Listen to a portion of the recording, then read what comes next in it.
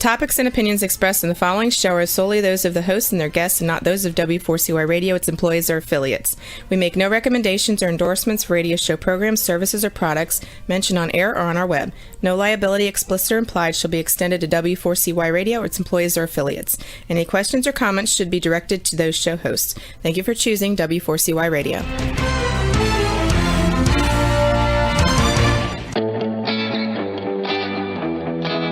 Are you ready to take a journey?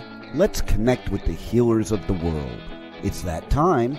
It's time for the Language of Healing on W4CY Radio and Talk4 TV. Now here's your host, Emotional Wisdom Training Specialist Nicole Fortin.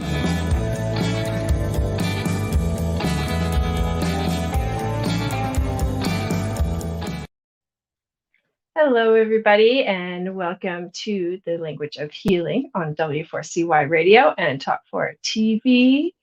And today we're here talking about finding the sacred within us and what is sacred.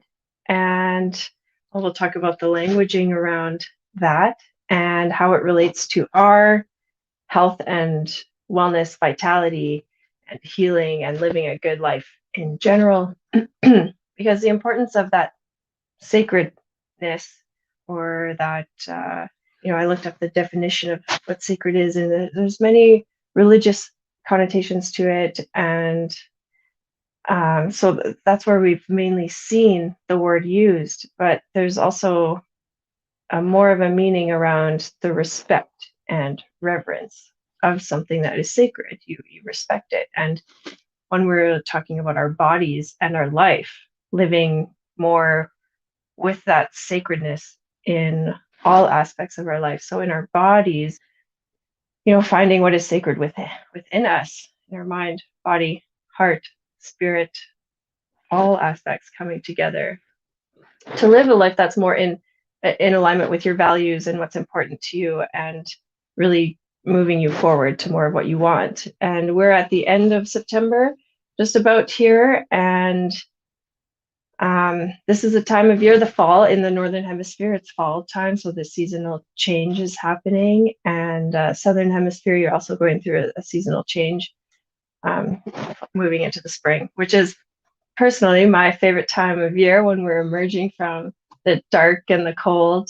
But that seasonal change, it doesn't matter, because life is always cyclical. There's always change, transition. That is a fact. It's never going to change.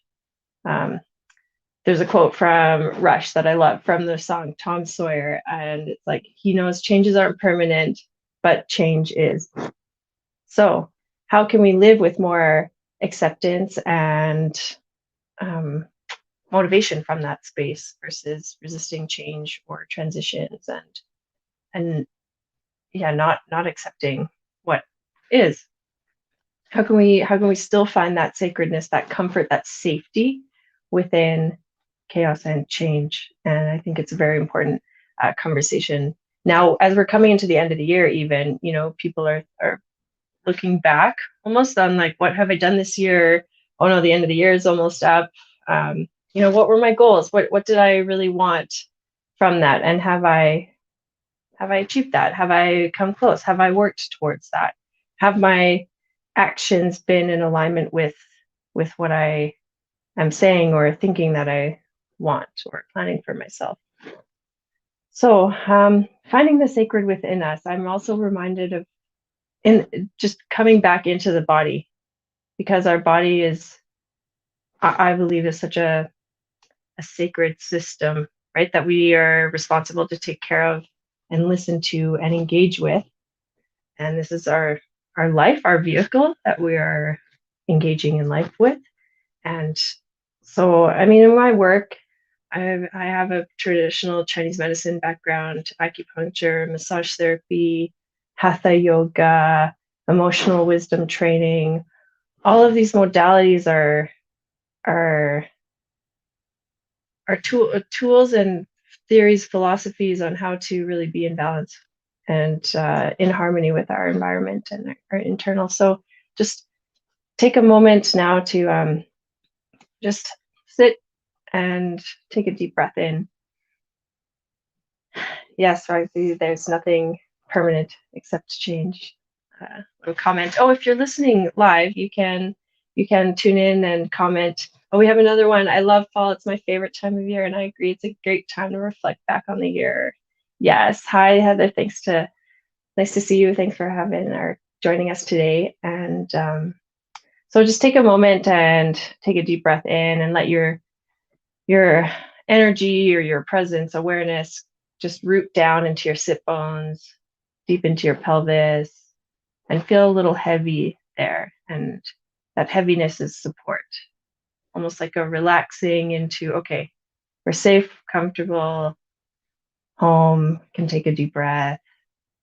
And just notice how that changes the alignment of your heart space and your head space. And these three areas, your pelvis, your heart, and your head, you want them all aligned and in flow with each other. So just noticing that and coming more inside. So bringing our attention and our awareness inside our bodies in that reverence and respect. And today, our guest is James Kawainui, Native Hawaiian Healer. And he's going to help us learn more about this sacred space within us. And he's just written a chapter in a new book, Sacred Medicine. So he'll share more about this. Let's welcome our guest for today, James Kawainui. Hello. Aloha, Aloha. Aloha. How are you today? Yeah, I'm good. I'm well.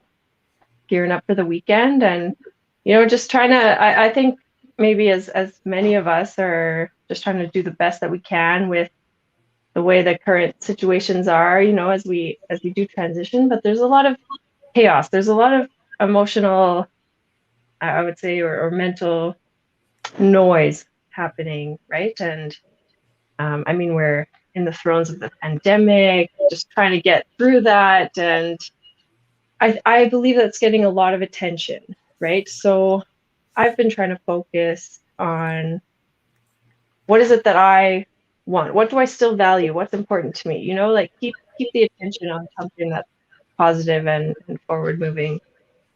I mean, I think it's relevant to the times, but this conversation around sacredness that plays into that, but it's also something much more. And I'm curious to hear your thoughts. How are you? I'm doing well, thank you, and thank you for having me today. I'm always happy to share. So anytime you say come on the show, I'm like, awesome, I'm here. So thank you. When you were talking, and you covered a lot of ground as you were kind of bringing everything and everybody up to speed for today, which is beautiful. And it reminded me of something that I heard the other day, and you might understand this, but down in New Zealand right now, they're in lockdown. So they went back in because they actually had one case of COVID, and then they basically shut the country down. And the people that are getting affected and are really starting to get not irritated, but they're starting to be on edge are the surfers, because of the lockdown, they're not even letting people surf. And there are different zones of lockdown in the country. And if you live in Auckland right now, and I had some friends reach out to me the other day, they cannot, not only can they not go out, but if they get caught at the beach, or if they get caught outside of the city, if they get caught in the water, the fine was $400, and it went from $400 to $4,000. So those guys are like pretty tense right now. But it's just an indication of in some ways, the tension and the stress that we're all feeling. At the beginning of the year, we were kind of winding down. Everybody thought this was happening, and COVID was over, and then now where we are, and so bringing that stress level back up. And so we can look at it two ways. And the reason that I'm talking about this, we can look at it two ways. We can look at what's happening outside of us, and we can allow that to be the marker or the meter of how we act and where we are, right? Or we can take that and understanding and go, okay, wait a minute, I can't do very much in this moment to change the world outside of me, right? So let me just take care of my world, my inner world. And I think when we talk about the sacred within, I think that's where we I wanted to jump in. When I got asked to write the story, it came as a result of a conference that I did earlier this year. I was asked to speak at World Unity Week, which is a 1 week global affair. And there were, there were 600 presenters because there was so much information. And the category that they picked me in, or what asked me to speak about was sacred sites. And they were talking about preserving sacred sites and sacred sites around the world, and wanted me to talk about that. And I kind of sat for about a week, and I was kind of struggling about, wow, how do I talk about that? Because it would be easy to talk about sacred sites in relationship to Hawaii and the heiaus and the sacred places that are there and the places that I grew up around, But the more I thought about it, I was thinking of it. This idea popped into my head, and it was about the desecration of sacred spaces. In other words, people trotting over sacred spaces, but not realizing what they were doing. One maybe is because they're not connecting to the energy of the land, and so that was kind of like a key for me. It's like, wow, that, and then the other part was that, and which is where the bulk of the chapter came, was, well, how can I have respect and reverence for the land or the place that I am if I don't have respect and reverence for myself? And that really was the crux, I guess, if you want, the crux of the chapter. That place of understanding what that means to me. Because how can we locate a sacred site without being resonating, like without being aligned or tuned up for that? You know what I mean? Like, is it easy to miss if we're not really paying attention? It is. I mean, I believe it is. It's like so many sacred sites. I'm sure Hawaii is beautiful. I mean, we could even go. I'm even thinking of these etheric universities or these etheric schools that are, and I believe Hawaii has a lot of amazing connection, right, to that. And New Zealand. I mean, New Zealand has an amazing history too, and many sacred sites. And it is a shame that there is such a lockdown there. Well, I mean, there's the two sides of it, right? It's like, but anyway, so this chapter that you wrote about, it was more about how to connect maybe with yourself first, and then finding these sacred sites. I mean, you had those experiences. I mean, you traveled for a bit, so you went to lots of different places, and you were able to connect in all the places that you went to, right? And this is a question that I would ask for people that are listening to the show or will listen to the replay later on, right?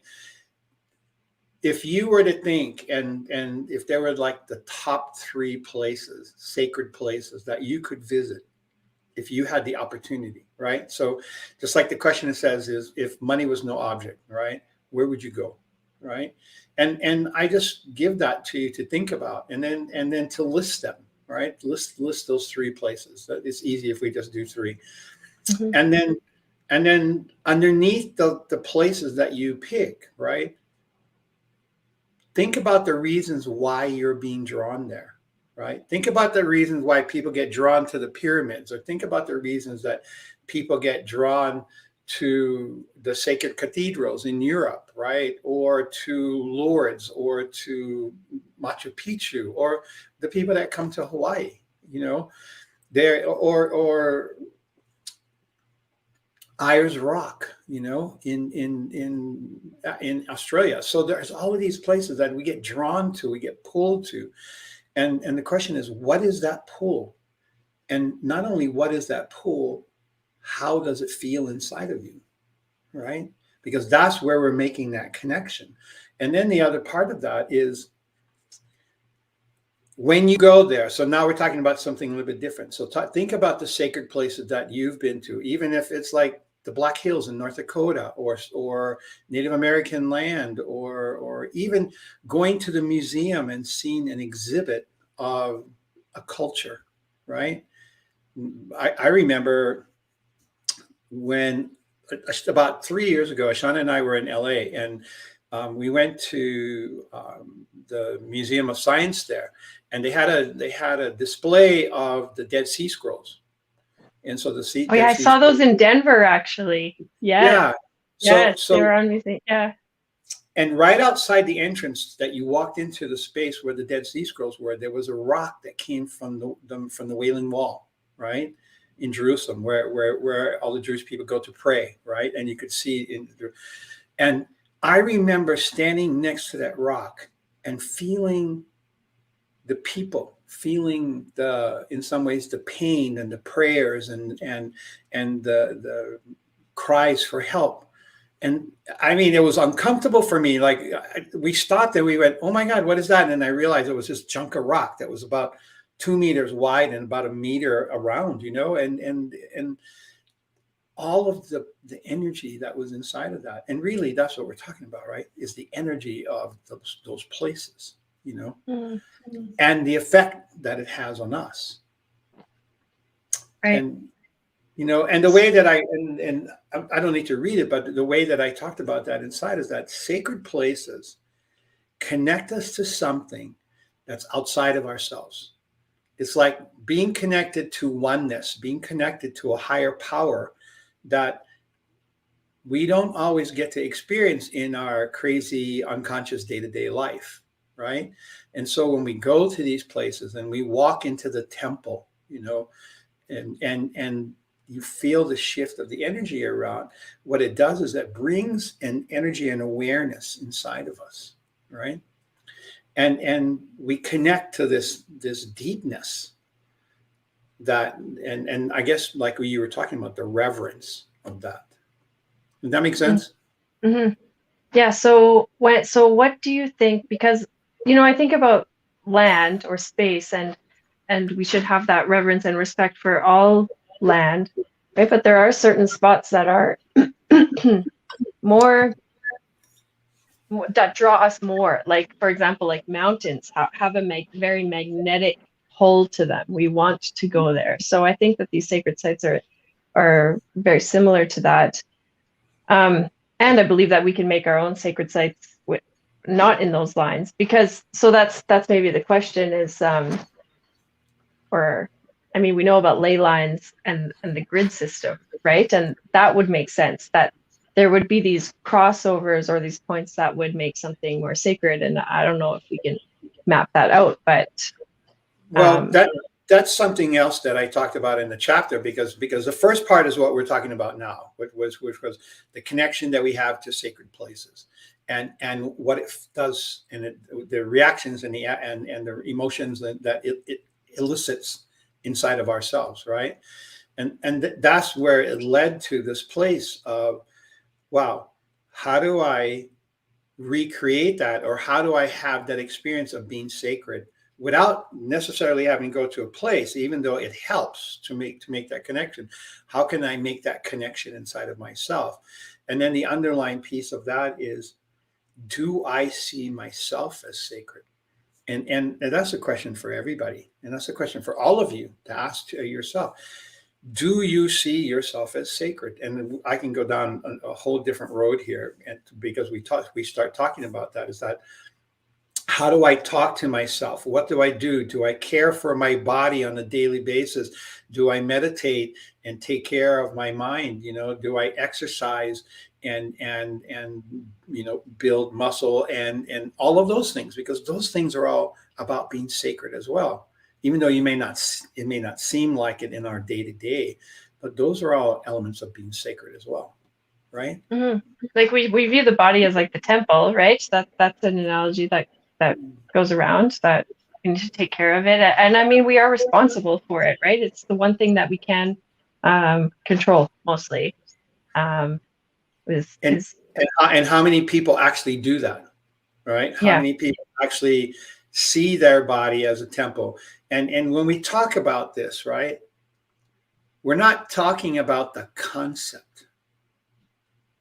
Then that's I think that's an important part, because we all have the concept. We all have an idea of a certain thing, right? We may have an idea of what sacred looks like, but do we actually have the visceral somatic experience of of what that is inside of Right. our body, right? Right. And when And we visit these sacred sites, we get that visceral experience, like more so. Like I've been to many, many places. Like, I mean, even buildings come to mind, like visiting Angkor Wat in Cambodia, visiting the Taj exactly. Mahal in India.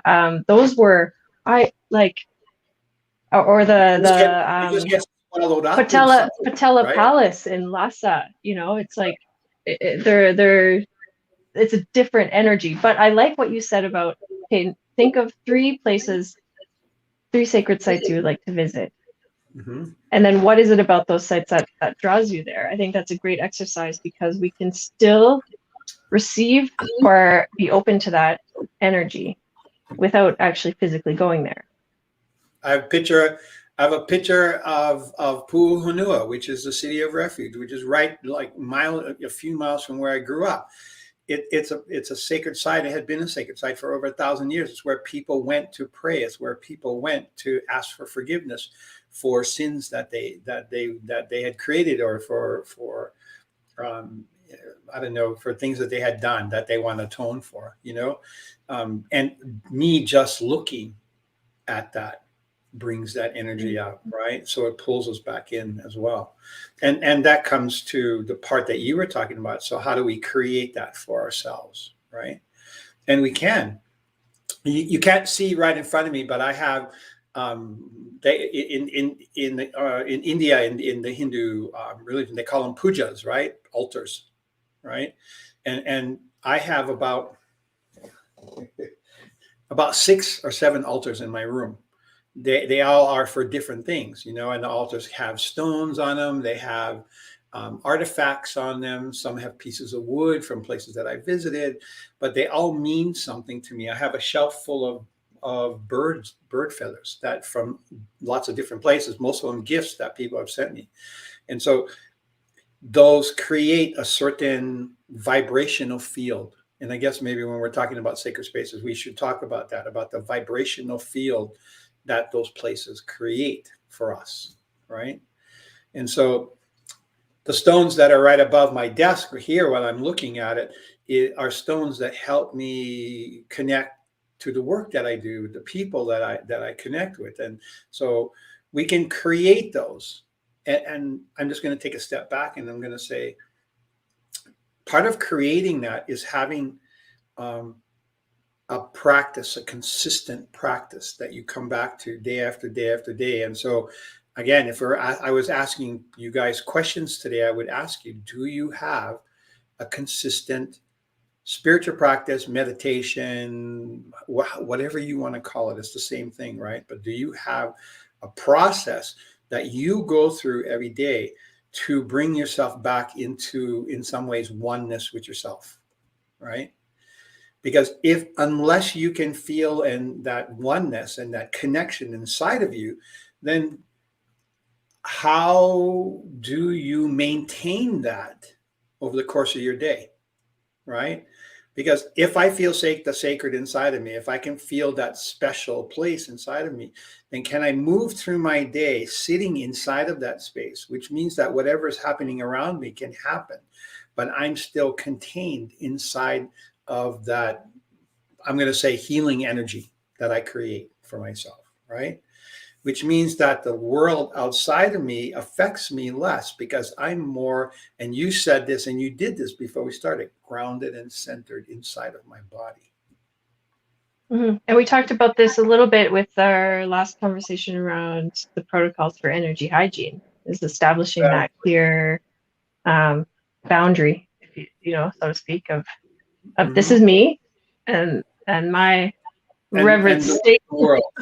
Yeah, and then the world, and I, this is how I'm interacting, and everyone else has their own little bubble or their space and their sacredness, and we can really respect each other for that because I mean, just like the different places around the world, they look different, they smell different, they're speaking different languages, but they're essentially giving that same vibration of uplifting or connection. I think it's really about that connection, right? Like the connection within the self, as you say. There's also the protocols, though, right? When you go into When you go into a Hindu temple, you take your shoes off, right? So if you go into a mosque, Right. your shoes come off, right? There's places where they require you to cover your head. So there are these protocols that we take because what we're doing in that moment is that we're showing respect, right?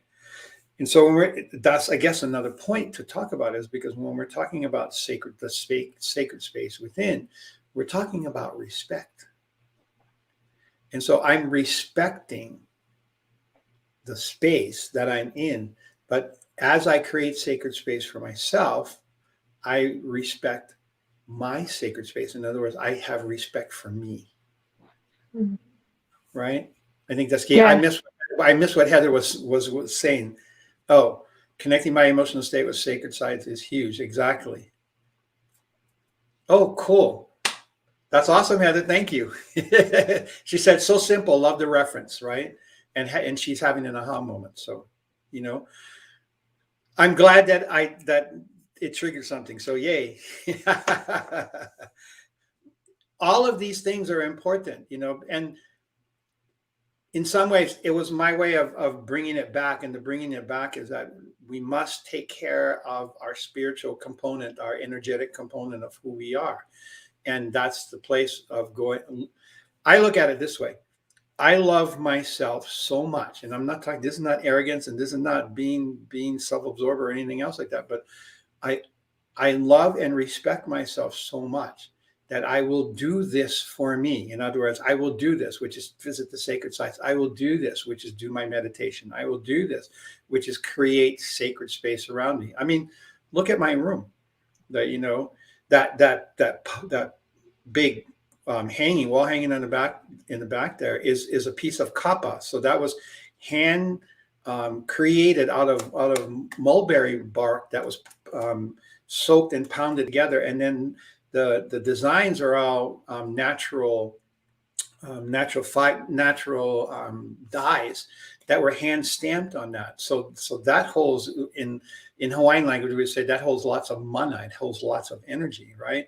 And I have drums on my wall, and you can't see, but there's crystals. And so I create this space for myself and for the people that I work with, so that when they come, they feel comfortable and safe, right? Just like when I feel comfortable and safe inside of my body, there's a difference. Things change. Mm. I treat myself differently, right? I treat myself with more respect. And if I treat myself with more respect, chances are I'm going to be able to treat other people with respect. And I think that's another key point here. How we treat other people. Yeah, we always say, like, treat others how you would want to be treated, right? It's like, yeah, and that makes sense, respectful. You would in generally respect others, but I mean, maybe that's not the default, right? Like that's maybe not where we go. I mean, just even today, looking at it, there's everything is just heightened. All of the broken systems that were already failing, are just enhanced. So we have this microscope on everything, including our emotional reactions or including our own beliefs, right? And I think it does come down to a point of finding that reverence within and respect for yourself, and respecting others, that they have their own journeys, right? And I don't want to say that lightly or like cliche, but I think that this is the key, right? Where we can be comfortable and safe within ourselves, doing the best that we can for ourselves, right? With like the resources around us and right.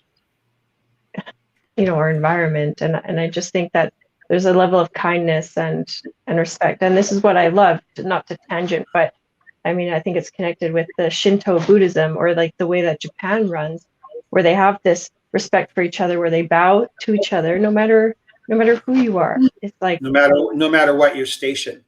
Yeah. Right? And then everything that they're doing is as if they're presenting it to the most highly and holy. So, I mean, there's the attention to detail, there's the care that goes into it. And I mean, I think it makes a Everything, difference. yeah, I'm sorry. But it's everything that we not should be, because when I say should be, that means me telling you what to do. And I'm not telling anybody what to do. I'm just presenting you with ideas or thoughts that you can look at and then maybe be able to incorporate into your life, right? That we will respect other people, but we won't respect us. And I remember my teacher saying this to me, and it's funny because I'm in another collaboration, and I just finished another chapter, but it was about negative self-talk. And in some ways, negative self-talk has to do with this sacred space within, right? Because I would say kind and nice things to people and then turn around and give myself a hard time, turn around and be self-critical or judgmental to me, right? And Yeah, that's maybe where I was going with the idea of like we say treat others as you would yourself, but we don't often treat ourselves very nicely. We're so hard on ourselves. Oh, Heather says we can only treat them to the extent we treat ourselves. and it's Well, then exactly true. is it just a mask, or is it like a front, or is it false? Is it not in integrity when we're, you know? Oh, we're not even going to open that can of worms today. We're not going to even talk about integrity. No, no, no, no, no. I mean, we can, but that's a whole other conversation, because when we start talking about integrity, but in some ways, it's very similar to self-respect, very similar to respect, very similar to understanding and finding that sacred within. Right? It has the same thing, or it holds in some ways very similar meanings. So yes, all those things are important, always. So what is the meaning of sacred? You want me to read what I wrote? Yeah, sure. Please share. There are two aspects of that, right? So one was let me see. This is the part I wrote about sacred places. So I said, sacred places speak to a part of ourselves that is so deeply hidden inside that we may not be consciously aware of its internal presence. We sense the energy and we're drawn to it. It awakens deep feelings. In these moments, we are connecting to something that is outside of our normal everyday existence. Spending time in sacred places is our bridge to God or the divine or the ancestors or universal presence. Call it whatever you want. Sacred places help us remind us that we are part of something larger than our busy everyday minds, and it connects us to oneness. And that's kind of the way that I see it. And then when I talked about sacred for ourselves, I have it marked here, and I can't get to it right now. Hold on, and I apologize. Here we go. You prep and still doesn't work, Sacred is not intellectual or mental. It's visceral. It's not conceptual. It's an energy and a feeling. To know the sacred is to have an awareness of something much greater than myself. I'm being offered a glimpse and an opportunity to connect to its vastness, its wisdom, and its power. The experience is outside of myself and connects me to the divine. It's this place of going, everything is special. I'm special. And again, not from this self-absorbed place of being special, but this place of understanding that in this connectedness, in this opportunity that we have to be in relationship and in community, I also have this opportunity to be in relationship with inside of myself. That makes sense? Mm-hmm. Yeah, and when I think about then sacred space, it's not necessarily a geographic location either. It can be, maybe there's heightened. But I think places mean different things for us individually. I kind of think of some, my family, my ancestors, right, that have come to this land. I'm living in Canada, which is immigrating like years, 1800s or something like that, and just the journey of that and where it was, before. But Oh, that was beautiful. So inspiring, James. Thank you. Yeah, about Thank your you. chapter. Oh, and I wanted to ask, so can you show us that book? Oh, sure. If we want to get a copy of it. Oh, Yeah, the book is called Sacred Medicine. There's not just me in here, but there's 24 other authors. My absolute dear friend, she's my soul sister. Her name is Jen Pisano. She was the lead author in the book, and the book has 25 different stories and 25 different understandings, not sacred, but about it. The name of the book is Sacred Medicine: Mystical Practice for Ecstatic Living, and so different ideas of how we connect, how we stay inside of ourselves, how we touch divinity, right? In different aspects. So amazing book, and amazing practitioners that are in this, and yeah, you can get it on Amazon, Kindle or hard copy. It's easy enough to do. So, oh, yay! yeah. Thank you, There we Roxy. go. Roxy's helping us. Yeah, our angel in the background. Yeah, definitely. Angel in Thank the you. Yeah, sacred So, medicine. yeah. I've had lots of feedback from the book and people that's write and said, "Oh my God, it was amazing to hear." And that's the other thing that's cool about books like this, about collaborative books, because it's not just one person's opinion, but then you get to see what that looks like across lots of different ideas, right? And so for somebody that's reading that, it gives you perspective. And this is the cool part about this, so that you can make your choices to how to do that, and especially with ceremony, right? There's so many different ways to do ceremony. I do ceremony a certain way. I talk to people about doing it, but then I always have this caveat that says, listen, follow your guidance, follow what you're listening to inside of yourself when you're doing ceremony, right? Always be respectful. Yeah. Right? And understand the impact. If we understand, what would happen if we really understood the impact of prayer, or what if we really understood the impact of the words we use? Yeah, if we could see it visually, because it is a frequency, it's a vibration. It's really hard to put. I mean, there has been some experiments where, they put the sound on that, or the sand on, I don't know what the machine's called, but then they turn up the frequency and it changes geometric shapes, right? It creates sound mandala. has shape. Yeah. Yeah, the mandala. And Yeah. even all the work that Dr. Emoji did with frozen water and speaking affirmations into the water and then freezing them and then looking at all the geometric structure that came out of it. So there is that. And think about it. You're doing that on a constant basis to the cellular structure inside of your body, right? And so again, we're going to go back to that sacred place. Now, the more I create that sacred place, the stronger, in some ways, my structure becomes, right? Mm-hmm. So breaking down, and I'm not saying that we're going to cure everything, but I'm saying breaking down the patterns, or breaking down the vibration and the frequency of disease or illness or physical pain or emotional pain.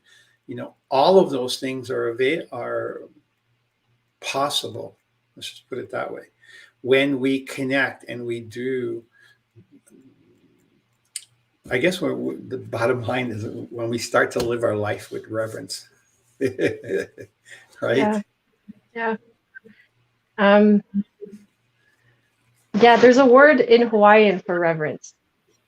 Well, there's a couple of words that make sense inside of this, and maybe not reverence, but something that the Hawaiians say. We say ha. And ha means humility, right? Mm-hmm. So can I live my life in humility? It's not that I give my energy away or that I let people run over me. Humility means that I see myself inside the big picture, Humility says that I understand the impact that I have in my community and the people around me, in the things that I touch, in the plants that I nurture, in the way that I see the land, right? It's that feeling of that. One of the other things that we talk about in Hawaii is we call it lokahi, and lokahi means unity, right? So it's that unity that we have inside of that connection that we have to everything. So those would be actually good examples of that. Mm-hmm. Yeah. I mean, it's just these concepts that are very ancient, right? That have been observed for a long, long time, and that maybe with more connection, because we do have a lot of distraction in Yeah. in the way we live today, for good or worse, better or worse.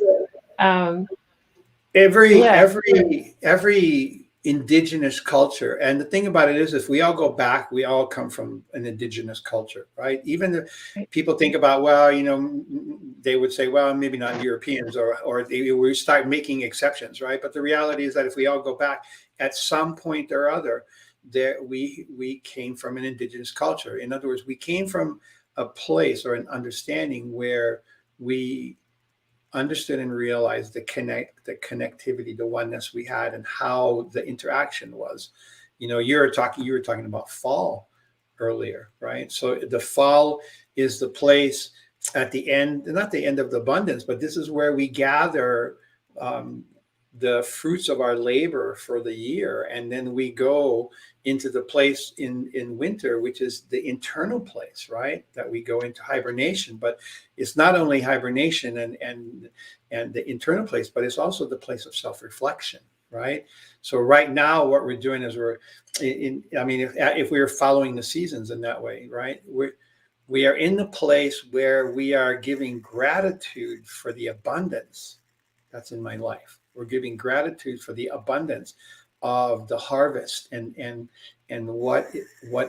how it sustains me and what it sustains, right?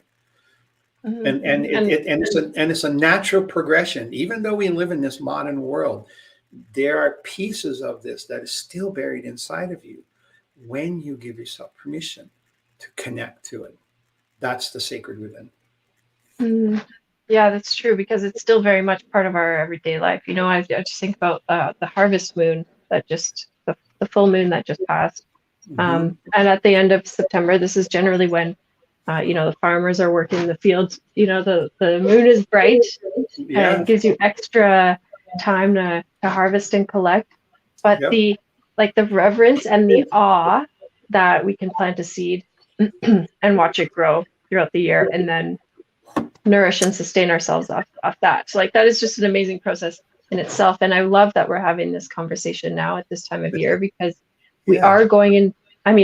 Okay, we've just started fall, but here I'm in Calgary, Alberta, and just Canada in general, we turn to winter pretty quick. So it's kind of like fall is winter. So we're already kind of going into that hibernation mode, or that planning of going more within, that energy is just quite natural. So we're not disconnected from it. We might have distractions, but that connection is still very strong. We still have the moon cycles, the day and night, the seasons, and our bodies are still reflective of that. Masaru Emoto's work that you referred to earlier with the water crystals.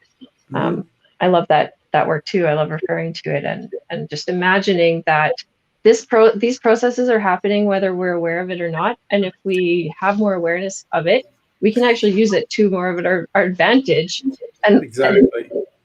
and live a less stressed, anxious, insecure life. Live more in alignment with it, really, is what we're talking about. Think about it. The trees don't die, they go in, right? All the energy goes back to the roots. And so the tree says, okay, I'm holding the space for myself. I'm going to go back to the roots. And this is where I will contain myself in those hibernating months, in those quiet months, and really reconnect, recenter, and not conserve, but become Yeah. more aware of my energy, right? Yeah. In Chinese medicine, we're very much with like the cycles and phases of life, and external, internal, and winter is generally related to the water element. So it is that deep, reflective, nourishing reserve, and conserving energy. I think that's a really important part of it too, is not to overextend it, because the energy is actually quite deep within us in the winter, um, versus the summer where it's more on the surface. It's so, Yep, it's external.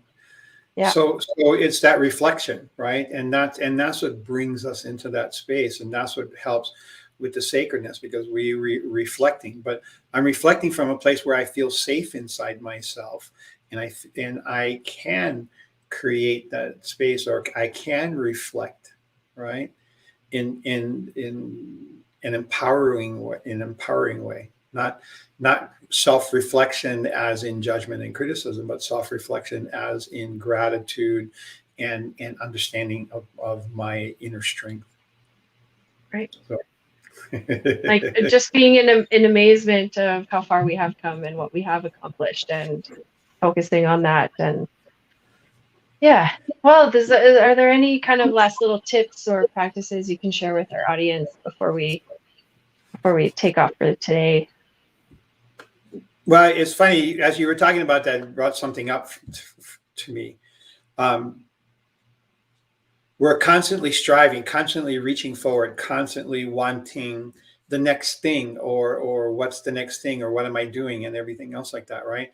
And we there sometimes there's this idea that I'm not getting anywhere, and I tell my clients all the time, especially when I've been working with them for a while, I'll they're talking about all these things and where they want to go and everything else, and I say, whoa, stop. I said, let's turn around for just a quick bit, and let's check and see, like, where were you when we first started working together? Where are you now? What's the difference? Can you see how much you've grown, right?